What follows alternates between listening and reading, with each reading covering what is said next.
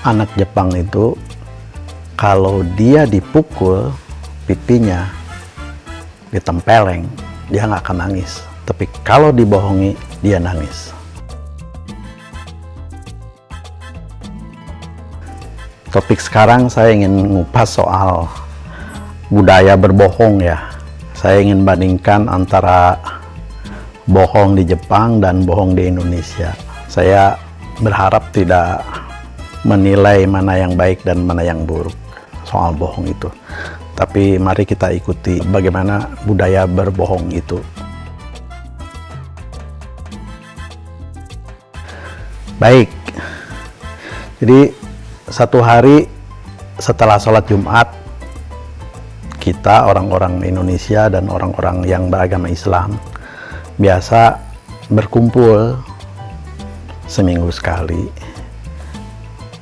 Karena semua berada di kota-kota lain ya, saat hari Jumat itu berkumpul di satu tempat, di tempat sholat, di masjid kecil untuk melaksanakan sholat Jumat. Nah, selesai sholat Jumat kita ngobrol lah, bincang-bincang.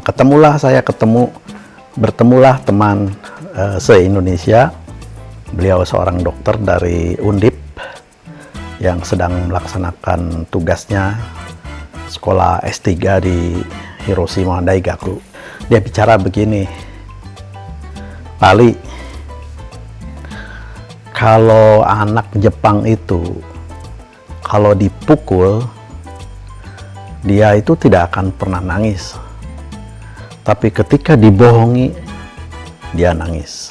Jadi ceritanya begini, si anak Jepang itu dijanjiin bahwa beliau ini Pak dokter ini mau datang ke rumahnya pada hari Minggu.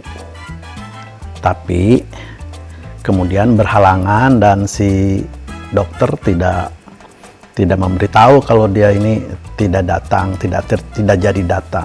Lantas anak Jepang itu menangis. Kenapa menangis? Dia ditanya, kenapa menangis? Karena dokter yang harus datang pada hari itu tidak datang. Dia bicara begini, "Pak Ali, kalau anak Jepang itu kalau dipukul, dia itu tidak akan pernah nangis. Tapi ketika dibohongi, dia nangis." Jadi ceritanya begini, si anak Jepang itu dijanjiin bahwa beliau ini Pak dokter ini mau datang ke rumahnya pada hari Minggu. Tapi kemudian berhalangan dan si dokter tidak memberitahu kalau dia ini tidak datang, tidak jadi datang. Lantas anak Jepang itu menangis. Dia ditanya, kenapa menangis? Karena dokter yang harus datang pada hari itu tidak datang. Jadi orang Jepang tuh kalau merasa dibohongi, ya sakit hatinya luar biasa. Jadi kalau ditempelin biasa aja, kalau ditempelin ya siap. Tapi kalau dibohongi, nangis dia. Nah, terbalik dengan anak-anak kita ya. Kalau anak-anak kita ditempelin, dia nangis. Tapi kalau dibohongi, ya dia suka, dia terlena gitu. Coba anak yang nangis tuh kita bujuk ya. Udah dek, jangan nangis nanti tak beliin fried chicken. Nanti dibawa ke time zone. Nanti dikasih lihat play game. Begitu, diem dia. Walaupun orang tuanya itu tidak mengabulkannya, tidak melaksanakannya. Itu anak kita. Jadi dari sejak kecil terbiasa dibohongi oleh orang tuanya. Tapi lepas dari itu semua, sebenarnya ya biarlah budaya Jepang dengan kejujurannya, budaya kita dengan bohong-bohong seperti itu. Toh yang hidup di dalam budaya yang penuh kebohongan ini bisa juga menjadi seorang presiden. Ya sudah, memang itu kulturnya begitu. Tapi yang ingin saya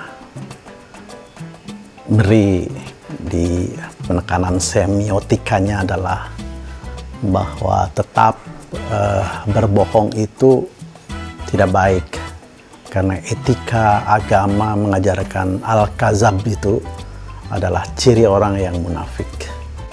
Kalau berbicara dia berbohong, itu tidak bagus. Jangan dibohongi anak kecil.